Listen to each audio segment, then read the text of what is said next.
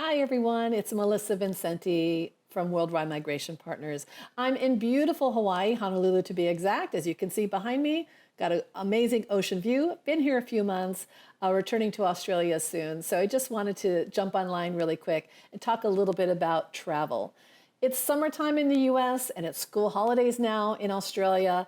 And so I know there's been this pent up desire and want and need to travel. And so we've been getting a lot of questions about passports and visas and things like that because lots of people have not been able to travel for the last couple of years. And so I thought I'd jump online really quick and go through some of the most important questions that we've been getting. And so hopefully that your travel will be smooth coming this summer or during school holidays. The first thing I want to mention is that the COVID vaccination requirements for the US have been lifted as of May this year, this past couple months. That's been lifted, so there's no longer any desire or any need to show COVID vaccination requirements. Nor is testing. COVID testing is no longer required, both for the US and for Australia. Now, I would caution you if you are traveling to other countries to double check Smart Traveler if you're in Australia or some of the other sites if you're in the US to check that country that you're traveling to. There are a few countries that still have vaccination requirements and or COVID testing, so it's always important to keep up on that prior to, and I would say weeks before you travel so that you're not caught out if there's a requirement that you haven't met yet. The second thing I want to really emphasize here today is to look at your passports. Now, during COVID, a lot of us couldn't travel and didn't pay attention to the expiration on our passports. And usually you think, oh, I've got 10 years. I haven't looked at it, but I know it's not been 10 years. Surprisingly, a lot of people have neglected to look at their passports over the last couple of years and notice that their passport's going to expire, has already expired, or is going to expire prior to their travel. So it's really important that you get on that early, and I'm talking months in advance. It could take quite a long time to get passports renewed, even for non-urgent travel or sometimes even urgent travel. And so you want to make sure that you've got those passport renewals done with plenty of time so that you're not stressing about whether your passport will be returned prior to travel. Most importantly is probably to look at your children's passports because those only have 5-year validities. And so oftentimes those will expire. It happened to me once that I didn't realize my son's passport had expired and I was getting ready to travel. So I would just recommend double checking all your children's passports, writing them down, putting them on a spreadsheet, make alerts, whatever it needs, so that you don't have that added stress when you're planning your trip. So that would probably be the second thing. The third thing I would probably want you to look at is to have hard copies of both all your passports and your visas with you.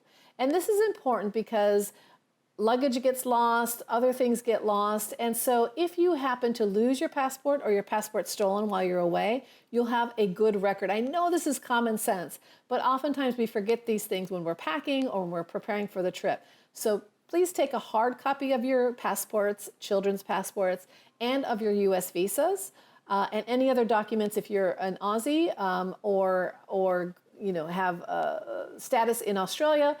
Just keep hard copies of those things. Systems go down, digital copies are lost. And so you just want to make sure that you have copies of those so that you can easily access them in order to get them replaced. Now, if you're overseas and you happen to lose your passport, that can become problematic, especially if you have a US visa in your Australian passport or other passport.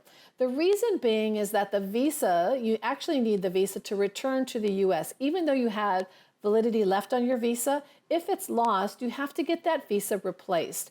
And this can be an issue if you're overseas and then you're trying to get an appointment at a consulate or an embassy abroad. Those appointments are booked out usually a month or 2 or 3 or 4 or longer in advance. And so sometimes you're caught out without being able to do an appointment. Now, unfortunately, the rules are that you can't do a mail-in application to get a visa replaced, that you actually need an appointment to speak to a consular officer. And so you can see why that can be problematic. If you're just going to Europe for a few weeks, lose your passport, and you were headed back to the US, you may get stuck not being able to get a visa appointment. There are emergency appointments available for that type of thing, but sometimes these are hard to get and to be able to get while you're overseas. So just keep that in mind. keep your passports close to you, know where they are at all times, but more importantly, keep copies of your passports and visas so that we can access those. Now, we also usually have copies of your passport and or your visa if you've done your process through us, but sometimes you haven't sent us a copy of your visa, or you had gotten a new passport and didn't send us a copy of the passport. So don't rely on us being able to keep those copies. Make sure that you have those copies available to you in case you need them. Now, the other thing that I learned, next point, is recently in my own family. So I have a mother-in-law who I love dearly, and my husband wanted to help her travel to Hawaii. So was giving her some tips and making sure that she had everything she needed before traveling to Hawaii. One of the things he told her the night before she traveled is to write down his phone number, my phone number, and a couple other phone numbers on a piece of paper and put that into her wallet or wherever she would keep important documents. And this proved to be really, really smart. And I have to give my husband some credit for that, because I wouldn't have thought to tell my mother-in-law to do this.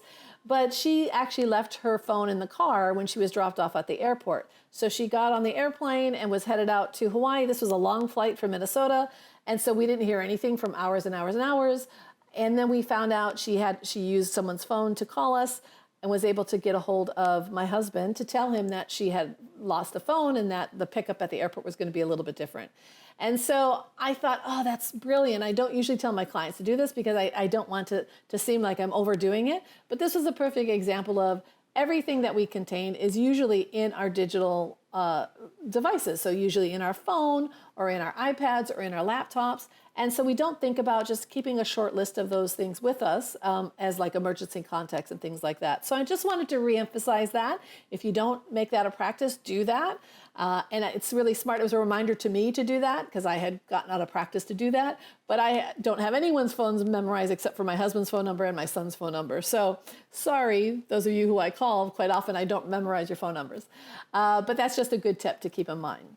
The next tip I want to give you is really important, and this concerns your I-94. So every time you enter the U.S., you have what's called an I-94 entry record. And I know I've talked to some of you about this time and time again, but the I-94 is a critical document that you have to check every time you enter the U.S. because it changes. So every time you enter the U.S., you're issued a new one. You can go online. If you don't have the link, we're happy to send you the link. Just let us know.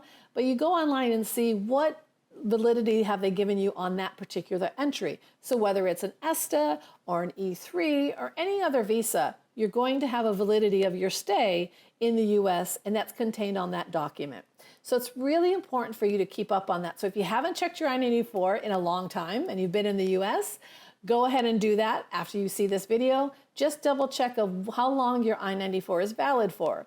When you leave the US and come back, go ahead and double check it again. Sometimes mistakes are made, and otherwise, you want to make sure that you understand what your valid stay is in the US. Remember, your visa is not the critical component here of your valid stay in the US. The visa is merely a knock on the door. So it allows you to enter the US. That's why we always tell our clients and all of you that your visa validity is not as important as your I-94, but it is important to be able to validly enter the US.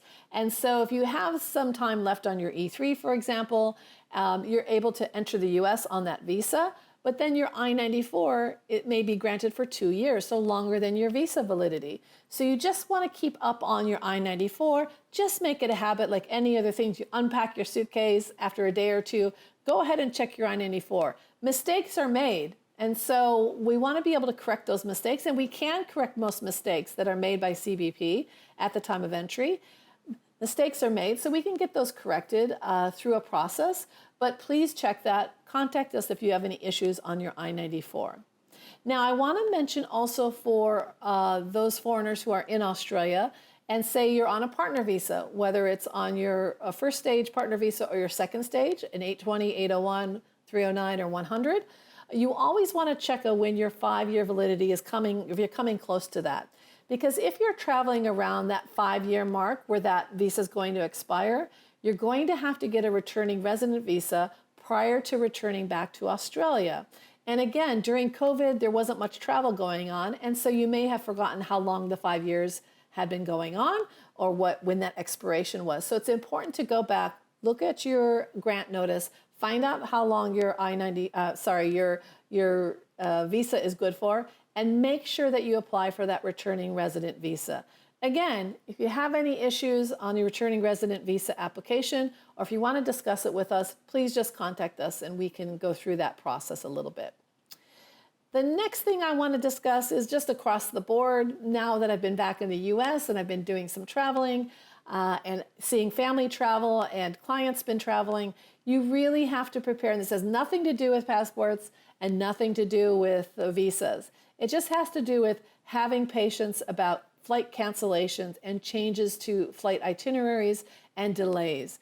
Almost everyone I talk to has had some type of delay or cancellation that's happened to them over the last couple of months. This is quite common now in the US and in Australia. And so you have to come up with a backup plan. So whether that's knowing that you're going to have to spend a couple extra days in Hawaii, who wouldn't? That's quite lovely. Or somewhere else along the way, just be prepared for that instance. And also be prepared that possibly your travel insurance won't cover those types of delays. So just kind of keep in mind that it's a little bit different out there traveling now. It's a little bit kind of rough and tumble in terms of cancellation and what you're entitled to in terms of compensation. So just keep that in mind, have a bit more patience, understand that those things can happen. The next travel tip I wanted to give you all, again, doesn't have much to do with visas or passports, but just from travelers and all of the clients that we have that are traveling out in the world right now, is also be prepared for really long security lines. In the US, the TSA lines and the immigration lines, and overseas in other countries, it seems to be across the board, those lines can be quite long.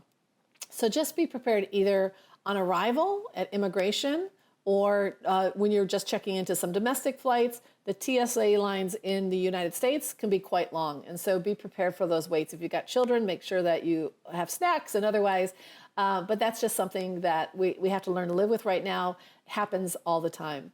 One other tip for the US I just want to mention is LAX. Now, LAX, as lots of you know, fly into LAX a lot from Australia. And it's an easy place to enter the US, et cetera, et cetera. But I can tell you LAX is a mess. And so just be prepared. In LAX, a lot of the time you have to walk really long distances if you're changing to a different flight. For example, you come into immigration, great, you pick up your bags, whatever. You usually can drop your bags off if you're going on to a different flight. That's usually the case. But if you're transferring to another flight to go elsewhere, be prepared for a really long walk. A lot of the terminals are really far apart and there's no current transportation in between the terminals. And so if you're traveling with elderly people or young kids, be prepared. And I'm talking sometimes a 30 to 40 minute walk without any transportation. And so if you have heavy carry-on bags, whatever, you just have to be prepared for that. And I can't emphasize that enough. I've had several clients and family members get caught out without knowing that. Finally, if you have any questions at all regarding your passport or visa or travel tips, feel free to send us an email, give us a phone call, or contact us through our webpage. We're always happy to help. On behalf of the entire Worldwide Migration team, we wish you safe travels wherever that may be taking you. Aloha.